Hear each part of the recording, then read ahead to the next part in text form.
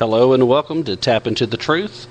This is your host, Tim Tapp, and I'm broadcasting live tonight from downtown historic Oliver Springs, just across the Roane County border into Anderson County. Tonight, of course, we're going to talk about the great Occupier and his bit of political theater that he perpetrated upon the American people, where he essentially made it clear that it's up to you, America. It's up to you to force the change. He needs you to clamor for the change of taking guns away from law-abiding citizens. He made it clear that it's going to take congressional action. Once again, saying all the right things and playing on the heartstrings of an American public that's heartsick and heartbroken over the fact that we cannot be safe anywhere, even in our homes, in the America that we live in today. And why can we not be safe? It's not because of gun ownership, ladies and gentlemen. The overwhelming majority, in one fashion or another, of the reason comes back again and again to the scourge that is pharmaceuticals.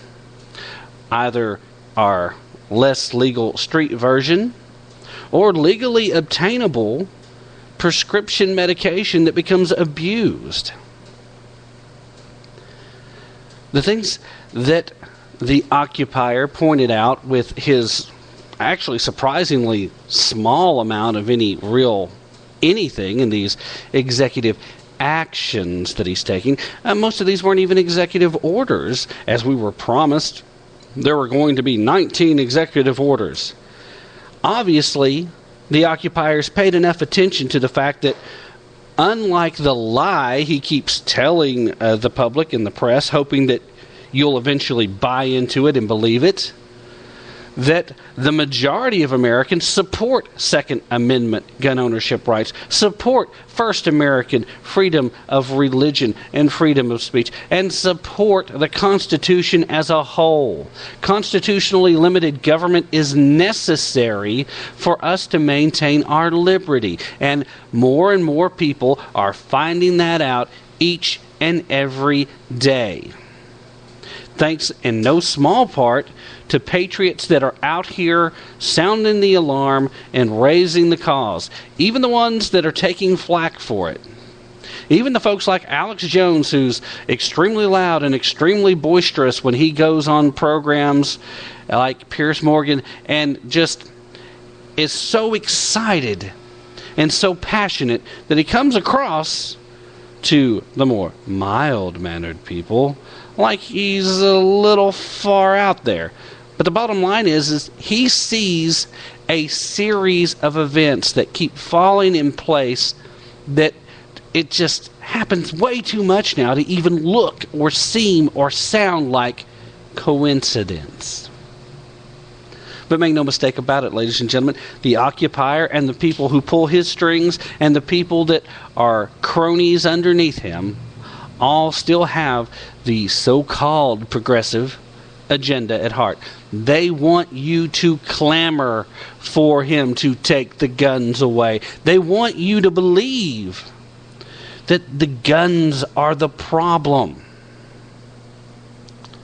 In case you missed it, the president did come out. They actually got started a little early for a change, albeit early by virtue of Joe Biden starting out with a little introductory before Obama got to give his little heartstring speech.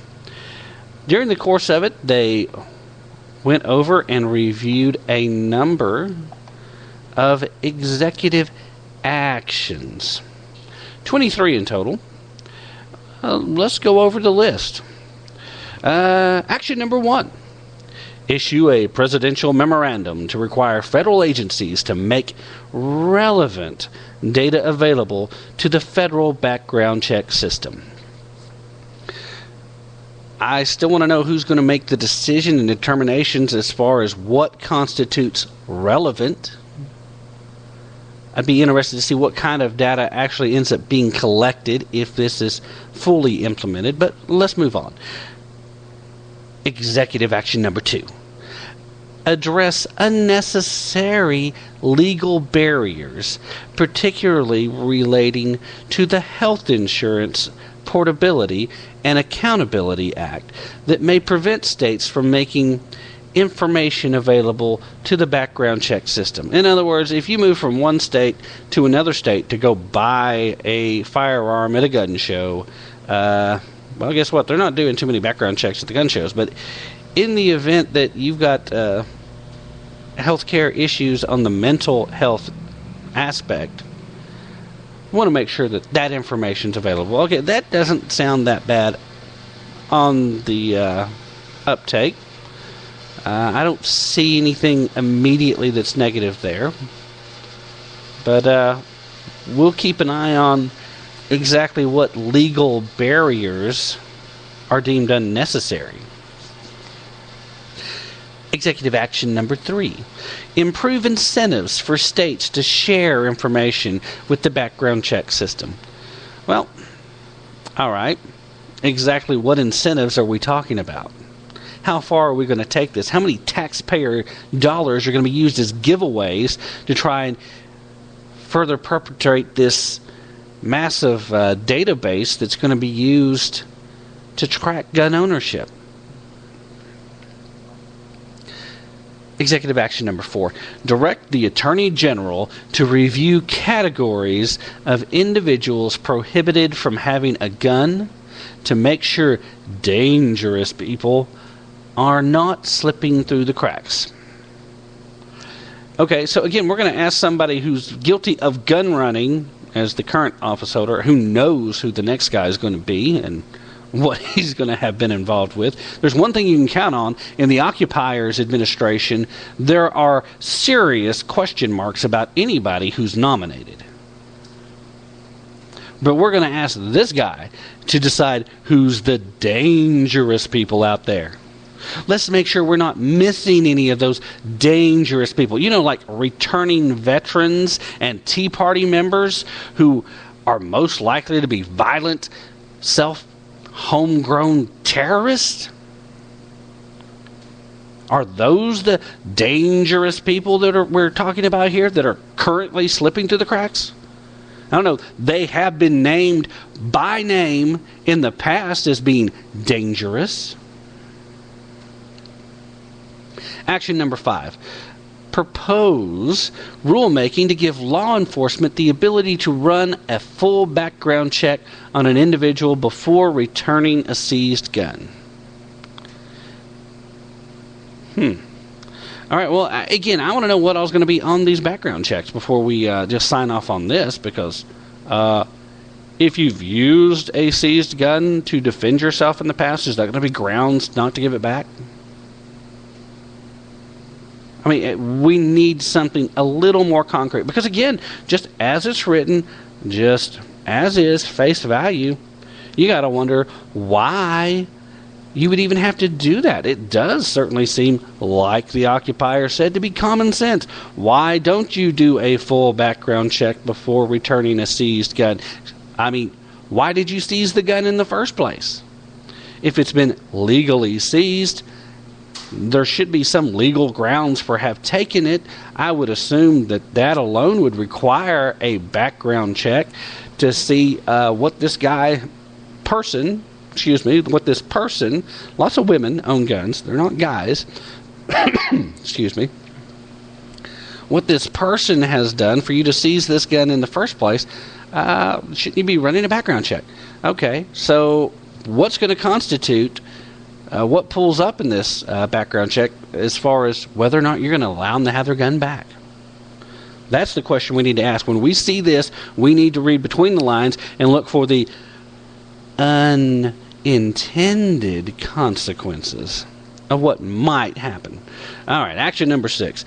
Publish a letter from ATF to federally licensed gun dealers providing guidance on how to run background checks for private sellers. Okay. Seems to me that a published letter from the ATF probably isn't going to make much of a difference, but it's going to be one of those little things where later on they can charge you with something and claim that your ignorance of this letter, whether it was predominantly posted or not, is, of course, no excuse. The same thing as ignorance of the law is no excuse for breaking it. Yeah, I think we've all heard that before. Action number 7. Launch a national safe and responsible gun ownership campaign. All right, okay, this is, again, just let's waste some taxpayer dollars. Let's spend some propaganda time. Let's use taxpayer money to propagandize the dangers of gun ownership, because it's so important to have responsible and safe gun ownership out there. I can see the PSAs now, ladies and gentlemen. This is going to be so freaking over the top that they're going to make it seem like ownership of a gun is tantamount to having bombs in your houses. You've got to be extremely careful. It's very important. In fact, they want to plant the idea in non-gun owners' heads that it's so dangerous for you to have a gun in your house that you shouldn't trust anybody to do it. Why? Because, again, that's the mentality that they're trying to promote. This is still about incrementalism. There is no question here. The so-called progressive agenda is always about incrementalism. They want us so far down that slippery slope before you realize what's going on that they want you to believe there's no way back. They got people who think they're above you that's helping to nudge you down it, and they got people that are below you trying to pull you further down. If you're stuck somewhere in the middle, you don't have a chance. You got to get away from that slippery slope and demand more. This national safe and responsible gun ownership campaign, it's going to be nothing more than propaganda against gun ownership. Mark my words. Write it down right now. I promise you that's what it's going to end up being. It's going to be nothing but spin. And they're going to try and act like they're working with people like the NRA and gun owners to try and help promote their Second Amendment rights. They're going to play that game with you right now. Again, because there still wasn't enough of a backlash from Newtown, because what happened is once the people realized they're coming for the guns, there's just way too many people not ready to give them up yet. So the propaganda machine's got to go into full gear now, and unfortunately they need taxpayer dollars to run it. Watch for it. Action number 8. Review safety standards for gun locks and gun safes. The Consumer Product Safety Commission has to get involved there. Okay, so that's one of the executive orders, wants to review the safety standards for the locks and the guns. My guess is this is just another way to make it way more expensive for you to have these devices that are going to be required coming down the road. Watch for it. Don't believe me? Just wait for it. Everything else has been happening so far. This isn't hard to predict. This is still all straight out of the far left playbook. I mean, I'm not the first person to mention this, and I'm probably getting into some bit of a probably be some backlash for saying this, because I typically try to be across the board reasonable and logical when it comes to things, and this is going to be deemed not so. This is going to be deemed inflammatory, but this political theater you saw today, it's not the first time we've seen it. You've already heard mentioned here and on several other shows if you listen. It's a typical liberal battle cry, the far left battle cry. It's for the children.